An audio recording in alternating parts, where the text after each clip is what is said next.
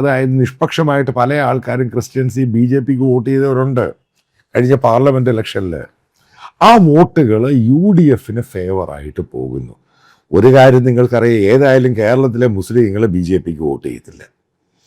അതേപോലെ തന്നെ കഴിഞ്ഞ പാർലമെൻറ്റ് ഇലക്ഷനിൽ ബി ജെ പിക്ക് വോട്ട് ചെയ്ത ഹിന്ദുക്കൾ, പ്രത്യേകിച്ച് ഈഴവ കമ്മ്യൂണിറ്റിയിലുള്ളവർ, അവരും വോട്ട് മാറ്റി ചെയ്തിട്ടുണ്ട്. അങ്ങനെയാണ് ഈ 10%, 8% ഈ വോട്ടിലോട്ട്, അതായത് പഴയ RSS മാത്രം ഉണ്ടായിരുന്ന സമയത്ത് അവർക്ക് കിട്ടായിരുന്ന 7%, 6% വോട്ട് ആ രീതിയിലോട്ട് ബി ജെ പിക്ക് വരുന്നതിൻ്റെ കാര്യം അതാണ്. മറ്റു പലരൊക്കെ എന്താ പറഞ്ഞത്, 17 സീറ്റ്, 20 സീറ്റ്. ഏതായാലും ഒരു ഏജൻസികളും പറയുന്നില്ല ബി ജെ പിക്ക് 10 സീറ്റ് കിട്ടും.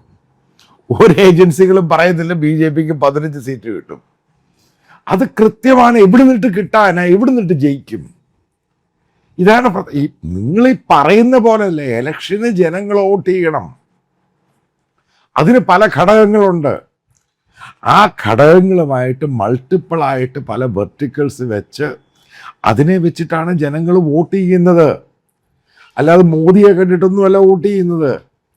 കേരളത്തിലെ ഭരണമാറ്റം, അതായത് വേവ് അടിച്ചിട്ടുണ്ടെന്ന് ഞാൻ പല വീഡിയോയിലും പറയുമ്പോഴും ആ വേവിനകത്ത് ഞാൻ ഇന്നും കൃത്യമായിട്ട് വിശ്വസിക്കുന്നു ബി ജെ പിയുടെ വോട്ട് ഷെയർ കൂടും. ആ വേവിനകത്ത് ഒറ്റ ഒരാളും ജയിക്കത്തില്ല. ഈ പറയുന്ന 90 സീറ്റ് കിട്ടിയെന്ന് പറഞ്ഞാൽ തന്നെയും വിശ്വസിക്കും. ടേക്ക് ഇറ്റ് ഫ്രം മീ, ഈ 90 സീറ്റ് യു ഡി എഫിന് കിട്ടിയെന്ന് നിങ്ങൾ വിശ്വസിക്കുക. പിന്നെ ബി ജെ പിക്ക് എങ്ങനെ 3-4 സീറ്റ് കിട്ടുന്നത്?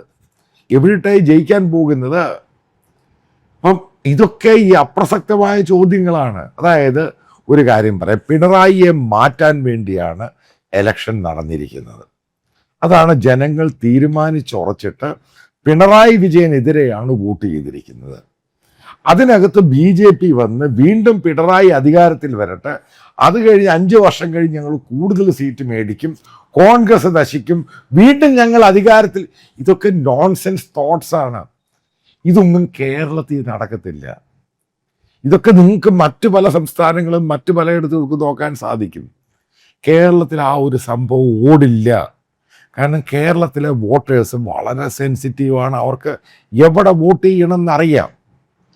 അപ്പം ആ കൃത്യതയ്ക്കകത്ത് ബി ജെ പിയുടെ പല നേതാക്കളും പല ബി ജെ പി നേതാക്കളും ഈ പല ക്രിസ്ത്യൻ ഫാക്ടേഴ്സിനും 2020 ഇവരെയൊക്കെ കൂടെ നിർത്തി കഴിഞ്ഞാൽ ഇവരുടെ ധാരണ ഇവർ ജനങ്ങൾ പൊട്ടന്മാരാണെന്ന്. ജനങ്ങൾ പൊട്ടന്മാരൊന്നും അല്ല. വോട്ട് ചെയ്യുന്നവർക്ക് കൃത്യമായിട്ടറിയാം ആർക്കാണ് വോട്ട് ചെയ്യുന്നത്.